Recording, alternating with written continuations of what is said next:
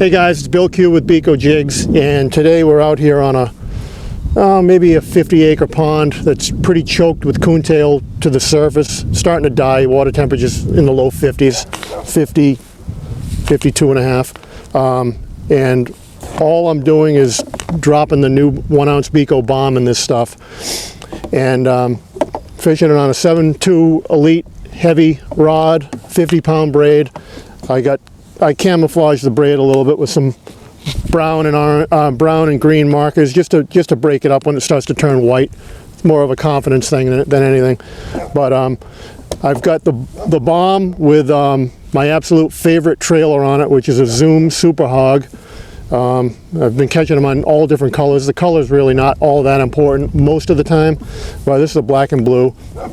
And we're going to just kind of do a drift down this weed line here, and I'm going to just look for unique features in the weeds to drop this thing into and try to get some fish. I had a 612 out here yesterday, and that particular fish ate the thing before it even hit the bottom, so we're going to give that a shot.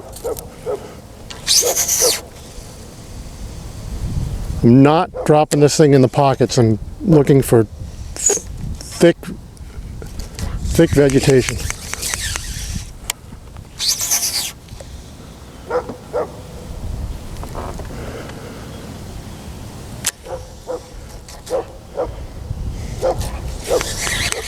Any of the higher percentage looking areas, if I come across something that I think really looks good, I'll definitely let the jig sit a little bit longer. But for the most part, I'm just letting it crash to the bottom, let it sit for 2 or 3 seconds. I'm going to give it a couple of quick pops up off the bottom to try to get the...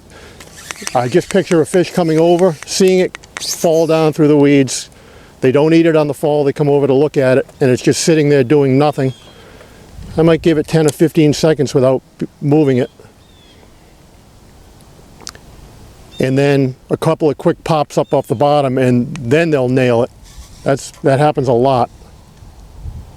I never just slowly lift it off the bottom. You don't get the reaction strike doing that.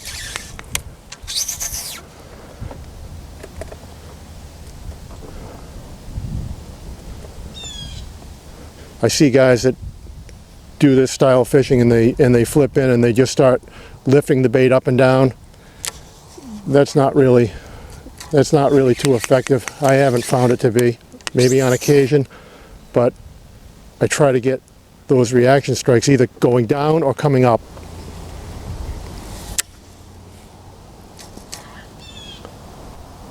Sometimes if it's just overhead cover, this is not just overhead cover. These weeds, there's pockets in these thicker weeds where the fish are sitting. These weeds are actually going to the bottom. They're not just floating. Maybe like a floating canopy, just a real mat. That might be a situation where I'll just sit there and yo-yo the bait up and down and try to get a fish to eat it. Pull it up against the bottom of the mat, touch the bottom of the mat, get him to eat it there. But that doesn't work in this type of weeds.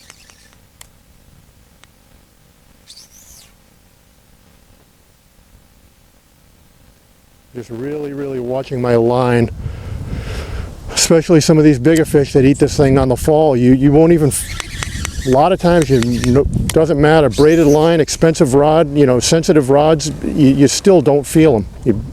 You miss a lot of those bites, but sometimes you'll see the bite and not feel it. And when you see that line pop, you don't wait to see if anything's there, you set the hook. Because a 1-ounce bait like this, they're not going to hold on to it for very long most of the time. A lot of times they'll inhale it and spit it out within a second, and if you're not quick, you're going to miss the bite. This looks deadly right here. You on me here, Louie? This is going to be a fish right here. See, now I'm going to let that one sit.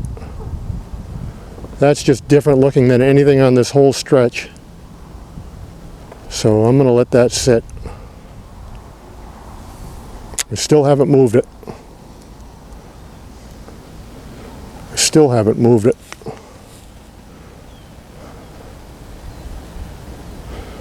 I still haven't moved it. Now I'm going to pop it and see what happens. Got him.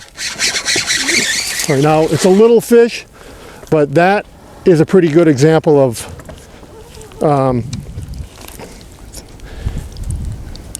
it's a little mascot, but it's a pretty good example of what I was saying. Like, I knew there was a fish there. It just looked totally different. I've been fishing down this 50-yard stretch, and without a bite. This particular spot, I just was a high percentage area, and I let it sit for a good 10 or 15 seconds. It's a little nothing fish, but that could have just as easily been a 5 or 6 pounder sitting there. But that's a big 1 ounce jig, and that little toy of a bass ate it no problem.